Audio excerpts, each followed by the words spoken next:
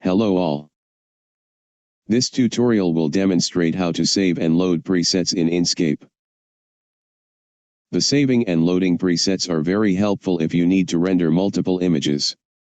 You will save much time and produce consistent image qualities. First, save the visual setting. Step 1.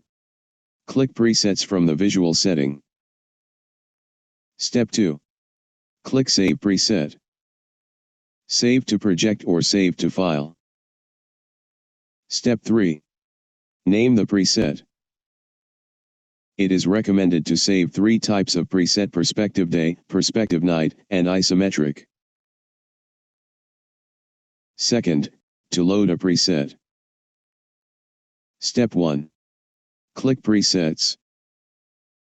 Step 2. Click Load Preset. Load from project or you may load from the file. Step 3. Select a preset that you would like to load. Click OK.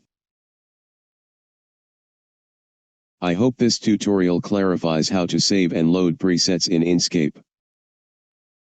Thank you.